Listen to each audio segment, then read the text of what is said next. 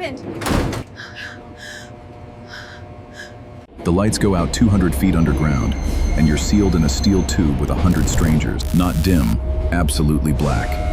The kind of darkness where your hand disappears an inch from your face. Your body is about to betray you in 3 ways you won't see coming, and you won't be able to stop any of them. The first one starts in less than 90 seconds, before you even realize something has gone seriously wrong inside your body. Here's the question. Could you survive a complete subway power failure? And do you know which mistake kills people first? It's not the air. It's not the heat. It's something much harder to fight. And by the end of this, you'll know exactly what to do if it ever happens to you. Modern subway systems carry millions of riders every single day beneath some of the most densely packed cities on Earth. The tunnels are deep.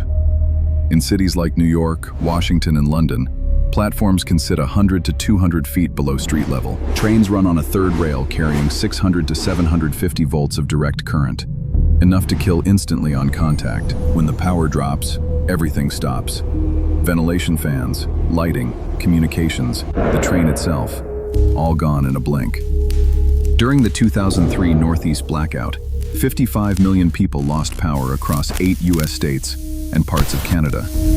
Thousands of subway passengers were trapped underground in New York for hours, some in pitch darkness, some in temperatures past 100 degrees. Here's where it starts to go wrong inside your body. In total darkness underground, your brain enters sensory deprivation.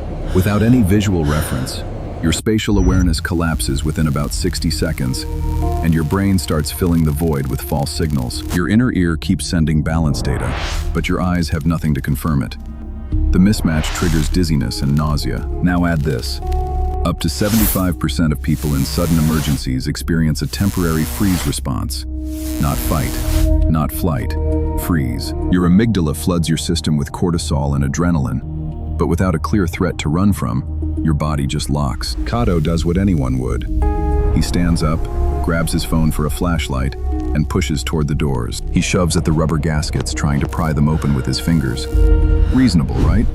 That's what the exit is for. Here's why that can kill you. Those doors are mechanically locked when the train loses power. Forcing them open puts you on the track bed. And the third rail doesn't always go dead when the lights do. Sections can remain energized. Power can surge back without warning. Now here's something that genuinely surprised me when I researched this. It changed how I thought about the danger underground. Subway tunnels are enormous air reservoirs. A single tunnel segment between stations holds roughly 400,000 cubic feet of air. That volume could sustain a packed train car of passengers for several hours of breathing. Your lungs aren't the immediate problem. Your brain is. The real threat in the first 10 minutes is psychological, not respiratory, but the heat. That's where things escalate. A human body at rest generates roughly 80 to 100 watts of thermal energy. 100 bodies in a sealed steel car with no ventilation produce around 10,000 watts, equivalent to 6 or 7 space heaters in a metal box with no windows. The temperature climbs about 1 degree Fahrenheit every few minutes. Within 30 minutes, the interior can reach over 100 degrees. Within 60, past 104. Dangerous heat illness territory. Your core temperature only needs to rise 4 degrees before heat exhaustion sets in. You'll sweat. You'll lose fluid. Your heart rate accelerates as your cardiovascular system pushes blood toward your skin to radiate heat. What would you do? Stay in the hot car where there's structure and people? Or climb into the dark tunnel where the air is cooler? Both feel valid. And the wrong choice depends on one critical detail we'll get to in a moment. Now imagine, someone beside you starts hyperventilating. A child is crying. An elderly passenger can't stand. Panic is contagious. Mirror neurons in your brain replicate the emotional states of people around you. When someone nearby hyperventilates, your breathing rate increases involuntarily. The calm degrades one nervous system at a time. If you stay calm, you can interrupt that cascade. A steady voice giving simple instructions measurably reduces group panic. That one calm person changes outcomes in emergencies every single time. Right now, you're becoming that person. Here's a counterintuitive fact. Subway tunnels maintain a surprisingly stable temperature year-round, typically 60 to 75 degrees, because deep earth acts like thermal insulation. The tunnel itself is cooler than the train. That temperature gradient is your best ally if you know how to use it, but the clock is ticking. You've been in darkness for 20 minutes. The car is stifling. The air tastes thick and metallic. Your shirt is soaked through. You feel your heartbeat in your temples. The steel walls are warm to the touch. Here's where it gets interesting. Your body has a hidden countdown timer, and most people don't know it's running. Dehydration accelerates everything. You lose about half a liter of sweat per hour in extreme heat. More if you're anxious. In 2 hours without water, you've lost enough fluid to impair cognitive function. Decision-making degrades. Confusion creeps in, and that's the trap. The moment you most need to think clearly is exactly when your brain starts failing you. Quick, what do you think is the #1 cause of injury during subway evacuations? Most people guess electrocution.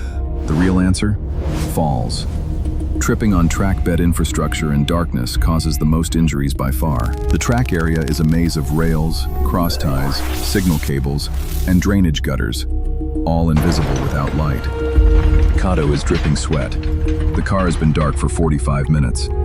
Someone near the door has pried it open. Cool air rushes in from the tunnel. It feels like relief.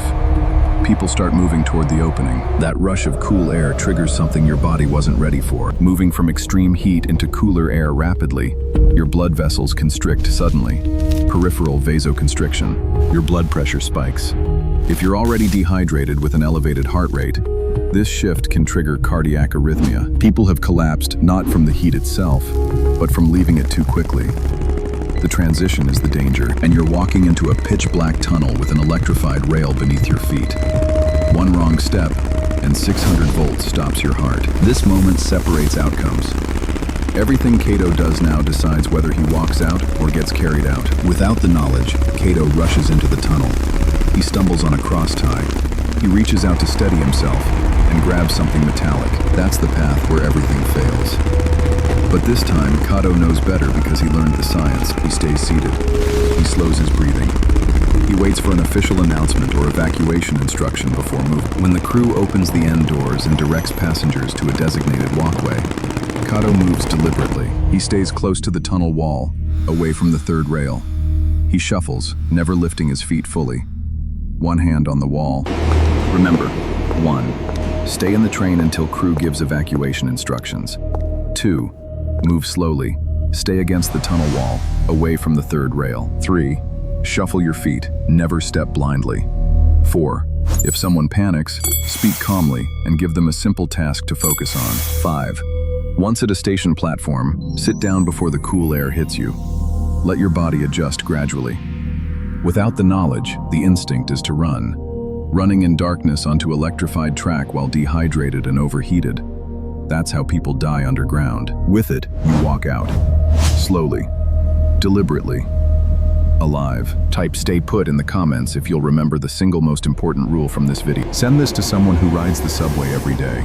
They've never thought about this, and now they won't be able to stop. Subway blackouts are survivable when you understand the science. But what happens when the thing holding you up just snaps? An elevator cable fails 40 stories up. That's next.